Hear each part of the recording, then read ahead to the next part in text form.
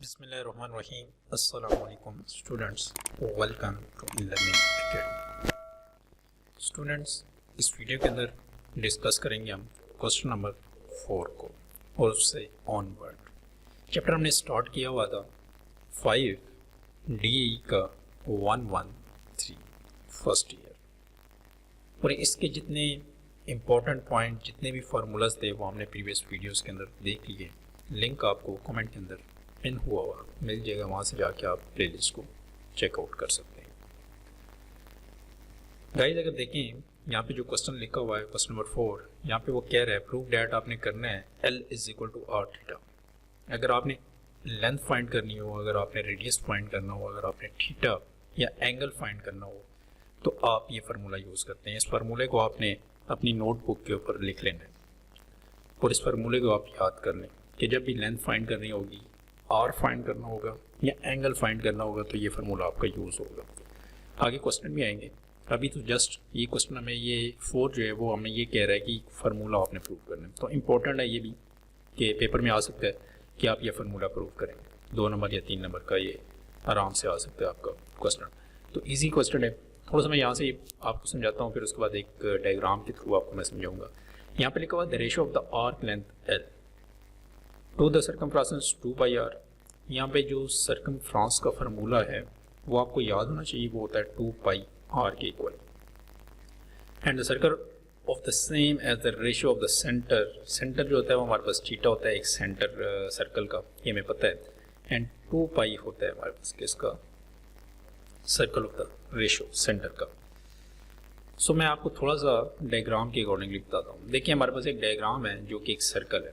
इस सर्कल में आप देखें तो आपको क्या नज़र आ रहा है, पूरी की पूरी जो बाउंड्री है इसकी, इसको हम कहते हैं सर्कमफ्रेंस। ये सर्कमफ्रेंस। अब सर्कमफ्रेंस का ये है कि जो बाउंड्री होती है सर्कल की, ये हमें कहते हैं सर्कमफ्रेंस। और यहाँ जो होता है सेंटर पॉइंट, ये हमारे पास जो कि ओरिजिन पॉइंट या सेंटर पॉइंट हम इसको कह रहे होते हैं। ये सेंटर पॉइंट से लेके यहाँ तक जो सर्कमफ्रेंस तक जो बाहर की बाउंड्री है, इसको हम रेडियस कह रहे होते हैं। एक रेडियस ये है, अगर एक और मैं यहाँ से लाइन लगाऊँ ये वाली, तो ये भी क्या हो जाएगा, रेडियस हो जाएगा। और इस रेडियस के दरमियान जो ये वाली चीज़ होगी, इसको हम लेंथ कह रहे होते हैं, आर्क कह रहे होते हैं। और आर्क का मतलब क्या है कि सर्कमफ्रेंस, मतलब सर्कल की जो बाउंड्री है, इसको हम आर्क कह देते हैं। और यहाँ पे क्या आ जाएगा, थीटा। यहाँ पे लेंथ आ गया और यहाँ पे थीटा आ गया, तो ये रेडियस आ गया हमारे पास। तो सर्कमफ्रेंस का जो थीटा का होता है वो हमारे पास 2π के होता है, और जो लेंथ होता है वो 2πr के होता है, मतलब पूरे के पूरे सर्कल का। तो ये आपको थोड़ा सा डायग्राम के अकॉर्डिंगली मैंने समझाया। अब यहाँ पे आप देखें तो यहाँ पे हमारे पास क्या है, रेशो आएगी। अब L रेशो 2πr। अब L क्या था, L मीन ये जो पायर है बाउंड्री पूरी की पूरी। अब यहाँ से लेके यहाँ तक जो होगा ये लेंथ होगी। अगर एक और रेडियस में यहाँ से लाइन खींचूँ तो ये रेडियस 2 हो जाएंगे, तो 2 रेडियस होंगे, मतलब 2πr की इक्वल हो जाएगा। और यहाँ से जो L है ये हमारे पास लेंथ आ जाएगी। तो वो L रेशो 2πr आ गया और इक्वल टू, अब थीटा भी तो हमने फाइंड करना है, तो थीटा रेशो 2π के इक्वल होता है। अब रेशो को हम हमेशा क्या लिखते हैं, बटे के अंदर लिखते हैं, तो हमने L/2πr लिख दिया इज इक्वल टू थीटा/2π लिख दिया। अब ये हमारे पास आ चुके हैं। अब इस फार्मूले को आप देखें तो हमने क्या निकालना है, हमने ऊपर वाली चीज़ जो L है, हमने ये वाली चीज़ फाइंड करनी है। यहाँ पे जो L लिखा हुआ है तो इसको हम फाइंड करेंगे। इसका मतलब ये जो नीचे वाली चीज़ है इसको हमने ख़त्म करना है। जब नीचे वाली चीज़ को ख़त्म करना है तो इसका मतलब ये डिवाइड के अंदर है, तो हम क्या कर रहे हैं, मल्टीप्लाई कर रहे हैं 2π के साथ बोथ साइड। यहाँ पे भी 2π के साथ मल्टीप्लाई कर दिया है और यहाँ पे भी कर दिया। अब ये जो 2π है ये इसके साथ कैंसिल, पीछे क्या रहता है L, तो L यहाँ पे आ गया। यहाँ से 2π जो है वो इसके साथ कैंसिल, पीछे क्या रहता है थीटा मल्टीप्लाई r, तो r मल्टीप्लाई थीटा, या तो थीटा मल्टीप्लाई r लिख दें या r मल्टीप्लाई थीटा लिख दें, जो आपकी मर्जी है, उससे फ़र्क नहीं पड़ता। तो ये मोरो फार्मूला हमारे पास सिंपल प्रूफ हो जाएगी। और ये फार्मूला हमारे पास किस लिए यूज़ होता है, लेंथ को फाइंड करने के लिए, रेडियस को फाइंड करने के लिए, एंड एंगल को फाइंड करने के लिए, जो कि थीटा एंगल को रिप्रेजेंट कर होता है। अब क्वेश्चन नंबर 5 में आप देखें, जब क्वेश्चन आप सोल्व करेंगे तो आपको बेहतर अंडरस्टैंडिंग होगी और आपको ये फार्मूले का ये यूज़ है वो आपको समझ आ जाएगा। Find the length. अब लेंथ को हमने फाइंड करना है, मतलब हमने इस L को फाइंड करना है। 2 चीज़ें दी हुई हैं, arc of the circle of the radius, मतलब रेडियस हमें आर गिवन है 5 सेंटीमीटर, वो centre angle of 140 degree. Angle भी गिवन है, मीन थीटा भी गिवन है, आर भी गिवन है, लेंथ फाइंड करना है। तो इसका मतलब ये फार्मूला लिखेंगे और इसके अंदर वैल्यूज़ को पुट कर देंगे। देखिए जो वैल्यूज़ गिवन है वो मैंने यहाँ पे लिख ली, ट्रिप गिवन है, एल हमारे पास क्या है, गिवन नहीं है, तो उसको हमने यहाँ पे क्वेश्चन मार्क कर दिया। उसके बाद हमारे पास यहाँ पे जो डिग्री दिया हुआ है, एंगल है, वो ज़ाहिर सी बात है डिग्री में होगा, तो पहले आपने इसको कन्वर्ट करना है। तो कन्वर्ट करना हमने सीखा हुआ है कि जो भी डिग्री हो उसको पाई बाई 180 के साथ मल्टीप्लाई करते हैं। तो 140 मल्टीप्लाई पाई होगा, वो डिवाइड होगा 180 के साथ, तो आपके पास रेडियस आ जाएगा 2.44। ये आप कैलकुलेटर से करके चेक कीजिएगा। जब आपके पास ये कन्वर्ट हो गया तो अब ये वैल्यू हमारे पास थीटा की आएगी और ये हमारे पास आर की आएगी। तो L is equal to r theta हमारे पास फॉर्मूला है। अब L एस जाएगा, आर की जगह क्या आएगा 5, क्योंकि 5 सेंटीमीटर है। थीटा क्या हमने अभी निकाला 2.44, तो 2.44 सेंटीमीटर, इन दोनों को मल्टीप्लाई करेंगे तो 12.21 सेंटीमीटर आ जाएगा, जो कि फाइनल हमारे पास क्या होगी, लेंथ होगी एक सर्कल की। नेक्स्ट क्वेश्चन नंबर 6 वैसे ही है, यहाँ पे लिखा फाइंड द लेंथ। अब यहाँ पे भी लेंथ फाइंड करनी है, arc of the cut off on the circle of the radius. अब आपने ये जो स्टेटमेंट क्वेश्चंस की होंगी इन पे आपने बिल्कुल भी ध्यान नहीं देना, आपने फोकस जो करना है वो दो चीज़ों पे करना है कि आपके पास जो क्वेश्चन है उसके अंदर रेडियस गिवन हो एंड आपके पास जो एंगल है वो गिवन हो, दैट्स इट। और फाइंड क्या करना है वो चीज़ आपने देखनी है, जस्ट 3 चीज़ें देखनी है, क्योंकि फार्मूले के अंदर एक लेंथ है, एक आर है, रेडियस है और एक थीटा है। तो लेंथ हमने फाइंड करनी है, इसका मतलब एल हमारे पास क्या आएगा, question mark. Cut off the circle of the radius means radius हमारे पास 3 सेंटीमीटर, तो आर मैंने क्या लिख दिया 3 centimetre, by a central angle of the 2 radius 2 radian. अब यहाँ पे जो थीटा है वो आर एडी रेडियन के अंदर गिवन है, तो अब आपको इसको कन्वर्ट करने की ज़रूरत बिल्कुल भी नहीं। तो आपने जस्ट क्या करना है कि क्वेश्चन के अंदर वो फार्मूला लिखेंगे और इसके अंदर वैल्यूज पुट कर देखिए, 2 पुट कर दिया, 3 पुट कर दिया और 3 2 6, तो लेंथ हमारे पास आ जाएगी 6 सेंटीमीटर। अगर क्वेश्चन नंबर 5 की तरह ही हमारे पास डिग्री के अंदर होता तो पहले हम फर्स्ट क्या स्टेप करते, इसको रेडियन के अंदर कन्वर्ट और फिर इसको आगे वैल्यूज़ को करते।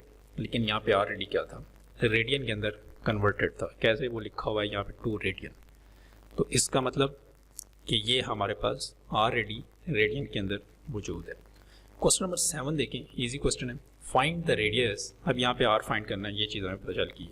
तो मैंने क्या किया, यहाँ पे जो आर है वो लिखें और उसके आगे क्वेश्चन मार्क डाल दें। यहाँ पे आर लिखें और यहाँ पे क्वेश्चन मार्क डाल दें कि आर हमने फाइंड करना है। सर्कल मैन द लेंथ अब गिवन है 8.4 सेंटीमीटर, एंगल हमारे पास रेडियन के अंदर है ऑलरेडी, तो कोई मसला नहीं है।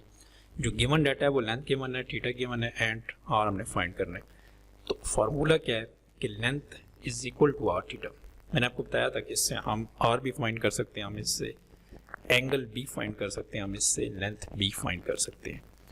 तो फार्मूला जब एक हो तो उस फार्मूले से फार्मूला ड्राइव करना आपको आना चाहिए। तो अब आपको मैं बताता हूँ कि फार्मूला ड्राइव कैसे किया जाता है। अब यहाँ पे हमें कहा गया है कि आपने आर फाइंड करना है, सिर्फ आर। तो इस आर के साथ क्या है, थीटा है जो कि मल्टीप्लाई हो रहा है। अब लेंथ है इस तरफ, तो यहाँ से थीटा उस तरफ जाएगा तो डिवाइड हो जाएगा, लेंथ के नीचे आ जाएगा, तो आर हमारे पास सिंगल रह जाएगा। तो आर इज इक्वल टू क्या हो जाएगा, एल बाई थीटा। तो ये अब हमारे पास एक फार्मूला आ जाएगा रेडियस का। तो एल ऊपर लिखेंगे 8.4 और थीटा लिखेंगे 2.8, जो कि रेडियन के अंदर है। बेशक आप साथ जो है ना RAD लिख सकते हैं। इन दोनों को डिवाइड करें आप कैलकुलेटर पे तो आपके पास आएगा 3 सेंटीमीटर, जो कि फाइनल आंसर होगा। क्वेश्चन नंबर 8 में देखें, if a minute hand of a clock 10 centimetre long, how far does the tip of the hand move in 30 minute. Solution देखिए हमारे पास क्या है। अब जो लॉन्ग मतलब hand of the clock of the long minute कितने 10 सेंटीमीटर। रेडियस जो है एक सर्कल है, उस सर्कल के लिए देखें, सर्कल जो होता है ना हमारे पास, जो क्लॉक होती है वो भी सर्कल में होती है। वो कह रहा है जी वो यहाँ से यहाँ तक कितना जा रहा है 10 सेंटीमीटर, ये क्या हो जाएगा हमारे पास आर। तो ये आर हो गया। उसके बाद वो कह रहा है 30 मिनट ऑफ हैंड क्लॉक। अब 30 मिनट कैसे होंगे, देखें हाफ हमारे पास क्या होता है घड़ी में, 30 मिनट हाफ होता है, मतलब 1 घंटे के अंदर कितने मिनट होते हैं 60। तो 30 मिनट क्या हुआ हाफ, इसका मतलब ये हाफ कितना होगा। जैसे एक सर्कल की बात करें तो सर्कल फुल क्या होता है 360 डिग्री सेंटीग्रेड होता है, मतलब 3 डिग्री 60 डिग्री होता है हमारे पास।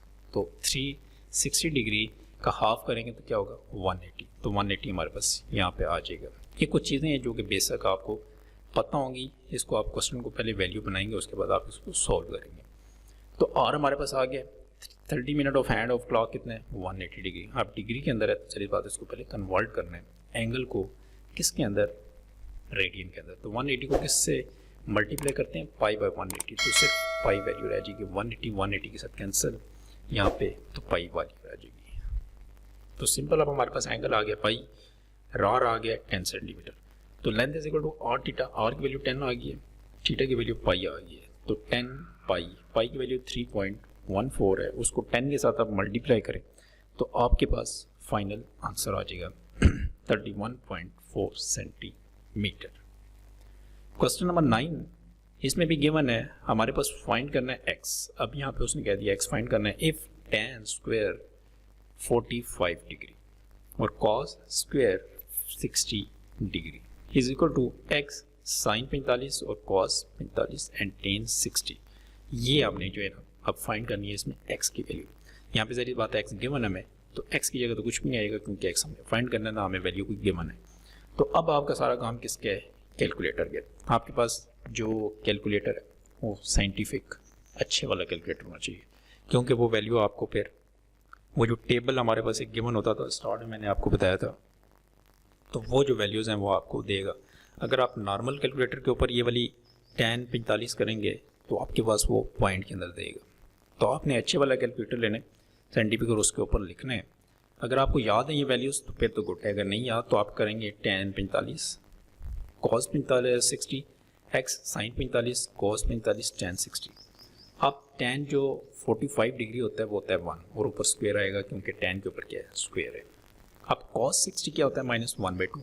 अब इस cos के ऊपर भी स्क्वायर है तो इसका मतलब ये ऊपर भी स्क्वायर आएगा इज इक्वल टू x, तो कोई वैल्यू नहीं है, x हमारे पास बाहर आ जाएगा एज इट इज। sin 45 हमारे पास होता है 1/√2 और cos जो 45 होता है वो भी 1/√2 होता है। ये आप कैलकुलेटर पे करके साथ साथ चेक कर लीजिएगा। उसके बाद जो tan 60 है वो होता है √3। अब आप इनको मल्टीप्लाई करें, सॉल्व करें, 1 का स्क्वायर 1 ही होगा, 1 का स्क्वायर 1 और 2 का स्क्वायर क्या हो जाएगा 4 इज इक्वल टू ये x मल्टीप्लाई होगा इन सब के साथ तो क्या आएगा √3x और 1 के साथ मल्टीप्लाई होगा तो कोई चीज़ आएगी सिंपल। नीचे √2 है, नीचे √2 है, दोनों मल्टीप्लाई होंगे तो हमारे पास क्या आता है जी √2 का स्क्वायर, यहाँ पे स्क्वायर आ जाएगा। तो जब स्क्वायर √रूट के साथ कैंसिल तो पीछे क्या रहता है 2, तो वो 2 यहाँ पे आ जाएगा हमारे पास। उसके बाद देखिए यहाँ पे एलसीएम ले 4 जब एलसीएम आएगा हमारे पास नीचे तो 4 डायरेक्ट 1 के साथ मल्टीप्लाई होगा तो 4 आ जाएगा यहाँ पे। ये 4 1 के साथ मल्टीप्लाई होगा, 4 -4 4 के साथ कटा तो पर -1 रह गया इज इक्वल टू x और ये सारी चीज़ एज जैसे 4 माइनस क्या हो जाएगा 3/4 इज इक्वल टू x √3/2। अब यहाँ पे हमें क्या चाहिए x चाहिए, तो यहाँ पे जो चीज़ मल्टीप्लाई हो रही है दूसरे जाके डिवाइड हो जाएगी। तो ये x इधर ही रहा, ये 3/4 एज इज, इसको उल्टा कर दें वहाँ जाके 2/√3 हो जाएगा। तो 2/√3 यहाँ पे x इज इक्वल टू, नीचे आप देखें क्या रहता है हमारे पास 3 वाला हमारे पास 3 रहेगा, ये 2 हमारे पास इस 4 के साथ कैंसिल तो क्या रहता है 2। तो यहाँ पे हमारे पास 2/√3 ये वाला आया और ऊपर वाला 3 एज इज। अब ये जो 3 है ऊपर वाला इसको हम 2 बार √3 लिख सकते हैं। सही है, कैसे देखिए आप अगर लिखा हुआ है √3 यहाँ पे और यहाँ पे भी √3 है तो हम इसको 2 बार लिखेंगे और डिवाइड करेंगे 2/√3। तो ये नीचे वाला जो 3 है √ ये एक इसके साथ कैंसिल, ऊपर क्या रहता है √3/2। तो ये जो क्वेश्चन हमारे पास लिखा हो ना आंसर √3/2 तो वो इस तरह आया हमारे पास कि मीन 3 को हम 2 बार √3 लिखें तो इसका मतलब वो 3 ही बनता है क्योंकि ये हमारे पास कैंसिल हो जाएगा इसके साथ तो पीछे क्या रहता है 3। तो ये इसको हम 2 बार लिख सकते हैं तो वो हमारे पास फाइनल आंसर हो जाएगा। क्वेश्चन नंबर 10 को देखें, फाइंड आर। अब रेडियस फाइंड करना है व्हेन लेंथ हमें गिवन है एंड थीटा हमारे पास गिवन है। इजी क्वेश्चन है बहुत। देखिए हमने कहा था जो चीज़ें आपको गिवन हो वो आप लिखें एज इज और जो चीज़ फाइंड करनी हो वो भी लिखें। फार्मूला आप लिखें L = r थीटा पहले, फिर इसको ड्राइव करें। बाहर निकालना है तो ज़ाहिर बात है थीटा इस तरफ आ जाएगा तो L/θ हो जाएगा। L की वैल्यू ऊपर रखें, थीटा की वैल्यू नीचे, डिवाइड करें और 5.5 सेंटीमीटर आ जाएगा हमारे पास। इसी के साथ हम इस वीडियो को यहीं पे एंड करेंगे। अगर इस वीडियो की वजह से आपकी किसी भी किस्म की कोई हेल्प हुई हो चैनल को सब्सक्राइब ज़रूर कर दीजिएगा और साथ में लगे जो बेल आइकन है उस पर भी आपने क्लिक कर देना ताकि नई आने वाली जो वीडियो है उसका नोटिफिकेशन आपको मिलता रहे। नेक्स्ट वीडियो तक मुझे दीजिए इजाज़त। खुदा हाफ़िज़।